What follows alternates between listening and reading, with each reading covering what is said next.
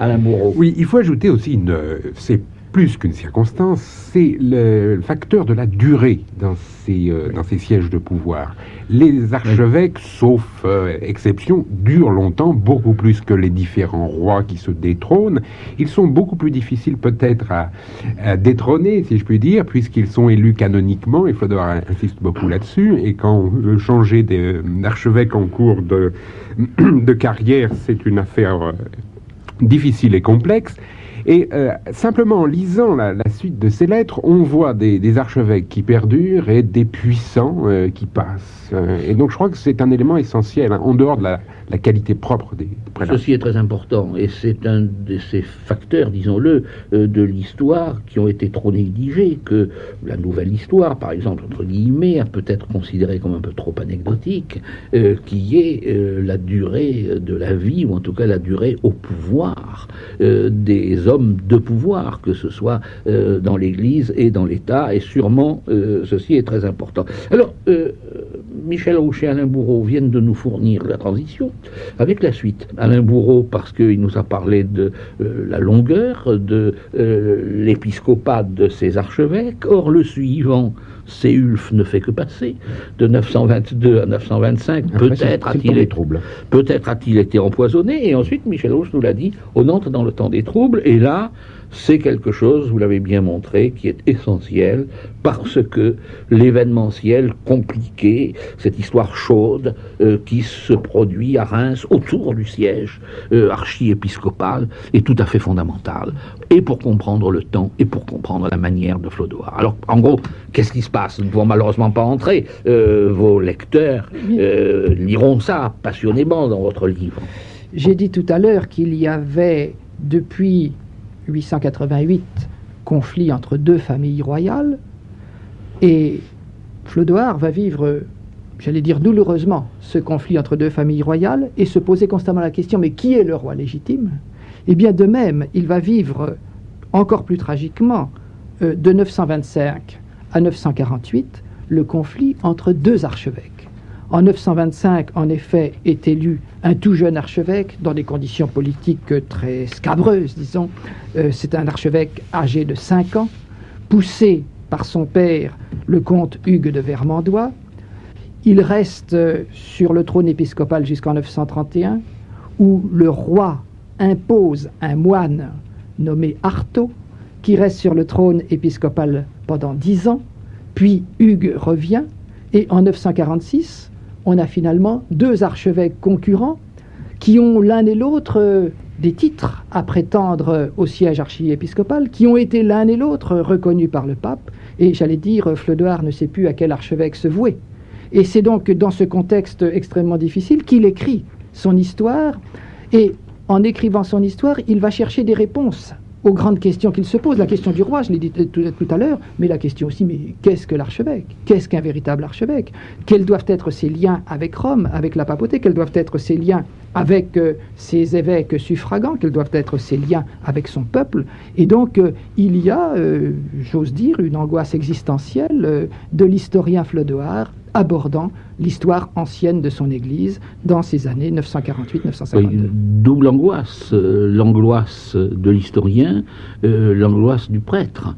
Où est la légitimité? La question est tout à fait fondamentale, et on peut dire que c'est une des grandes questions du Xe siècle, qu'il s'agisse de l'Église, quel est l'évêque légitime, qu'il s'agisse de la royauté, dans cette affaire où on voit des ébauches de dynasties, ou des dynasties montantes ou déclinantes, carolingiens, robertiens, ottoniens en Germanie. C'est une question fondamentale, et fondamentale pour Flodoard. Et puis, vous montrez très bien comment ce problème de la légitimité l'angoisse tout entier, parce que il angoisse le canoniste, il y a là une règle, il angoisse le chrétien.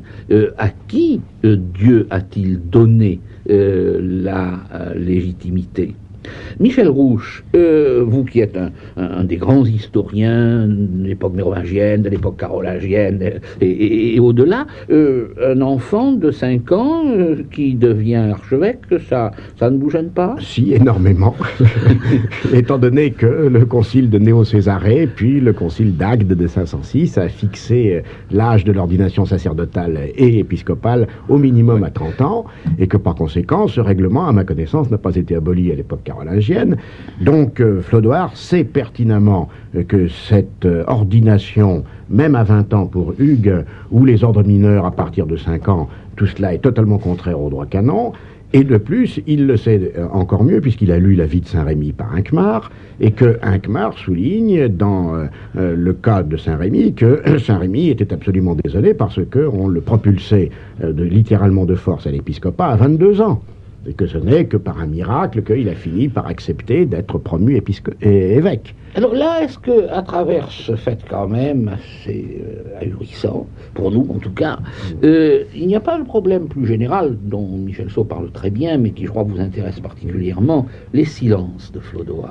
Oui, ceci est très curieux, parce que Flodoard est un historien qui est parfaitement honnête, qui utilise sa documentation sans jamais lui faire dire l'inverse de ce qu'elle dit, mais il pratique certains silences, alors même qu'il nous dit et qu'il nous prouve qu'il a sous les yeux les documents qui lui permettraient de dire absolument l'inverse. Je pense par exemple à la lecture de certains documents chez Grégoire de Tours.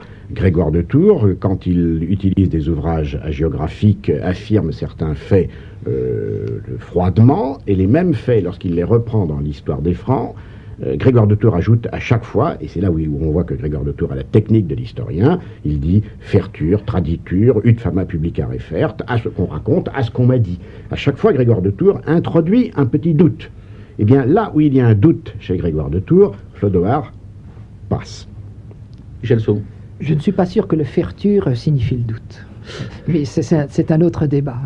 Ferture signifie qu'on rapporte que. Or, d'après ce que j'ai dit tout à l'heure, chez les historiens du Moyen-Âge, ce qui est rapporté est plus sûr que ce qui est écrit, souvent. Et Flodoard manie aussi le ferture, mais je ne sais pas dans quel sens. Mais il manie les silences. Sur les silences, bien sûr, mais j'allais dire, je ne peux guère aller au-delà de la constatation. Je n'ai pas dressé, disons, un système des silences.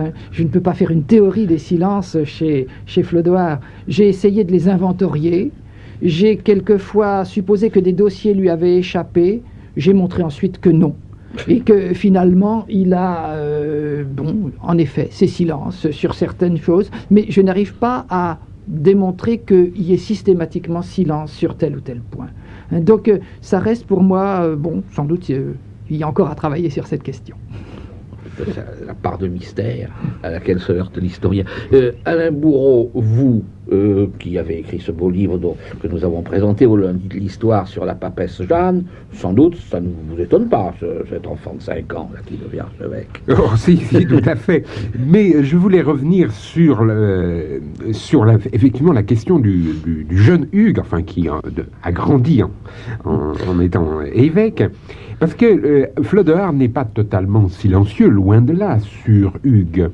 Et comme l'analyse très, très finement Michel Saut, il analyse très longuement les torts dans la dernière partie de sa carrière de Hugues, qui ne sont pas d'avoir été élu enfant, d'avoir été l'homme d'un clan vermandois, mais de ne s'être pas accommodé avec l'Église, avec le peuple de l'Église de Reims, de n'être pas venu au synode qui devait régler la question, comme si pour Flodoard, l'essentiel pour finir, c'est l'institution ecclésiale elle-même. Michel Saut le dit très bien, c'est déjà à cette époque, on commence à séparer très nettement l'individu de sa persona, de son rôle. Et on le verra à propos des évêques carolingiens, un individu particulier peut être mauvais à un moment de sa vie, alors là ça peut être peut-être parce qu'il était élu enfant, ou être mauvais à la fin de sa vie, comme par exemple est bon, mais il n'empêche qu'il est un moment évêque, et tant que l'institution fonctionne et fonctionne de façon légale et légitime, elle a une part de bien. Je crois qu'il a passé sous silence le problème de l'âge, parce qu'il était beaucoup plus intéressé par le fait que l'élection par le clergé et le peuple a été faite légalement. Oui. Il a fait un choix. Il a fait un choix entre le critère de l'âge et le critère de l'élection. Il estime que l'élection est supérieure. Michel Saut, pour clore cette première partie de notre débat, est-ce que vous pouvez très rapidement nous dire comment, à travers cette histoire contemporaine, comme vous l'appelez, contemporaine de Flodoard, apparaissent les principales lignes de sa méthode historique? Il y a un aspect que nous n'avons pas envisagé et donc qui est essentiel, c'est l'aspect des lieux, l'aspect de la topographie. Nous avons dit le témoignage est essentiel pour l'histoire contemporaine, beaucoup plus que le document écrit. Eh bien, le témoignage est souvent porté par les lieux. Et notre historien est archéologue. Nous allons le voir aussi pour les périodes plus anciennes. Et donc, j'allais dire la garantie de la vérité d'un fait, la garantie de la vérité d'une assertion, c'est que vous pouvez aller voir. À tel endroit, vous trouverez la croix qui représente ceci, vous trouverez le château qui a été défendu puis repris, etc. C'est-à-dire qu'il y a constamment une référence au lieu, et c'est une des choses sur lesquelles j'insiste tout au long de mon livre, cette insertion de l'histoire dans un espace, dans des espaces très précis dont j'ai essayé de dresser des cartes. J'ai essayé de dresser aussi les étoiles, si je peux employer cette expression, des relations épistolaires de ces évêques ou de ces archevêques ou de leurs relations simplement avec des personnes. Et on s'aperçoit que ces archevêques de Reims, non seulement sont inscrits dans la topographie sacrée de la cité, mais sont inscrits aussi dans l'espace de leur évêché, de leur province ecclésiastique, et sont inscrits dans l'espace de l'Église, puisqu'ils sont en relation avec l'Église, non pas universelle, ce serait un peu prétentieux pour cette époque-là, mais en tout cas en relation avec l'Église bien au-delà du royaume, et en particulier en relation avec Rome. Cette importance des lieux, cette importance des monuments, de ces témoins que sont les monuments, c'est un des aspects, je crois, les plus neufs, les plus séduisants de votre livre, et c'est quelque chose qui nous fait apparaître Flodoard relativement moderne. Et si vous le voulez bien, pour clore cette première partie de notre débat, nous allons un peu en avance lire l'extrait dans lequel Flodoard raconte la fondation de la ville de Reims. Ce sont ce que vous appelez, dont nous reparlerons, les origines païennes, les origines mythiques. Nos auditeurs remarqueront une longue citation de Tite-Live.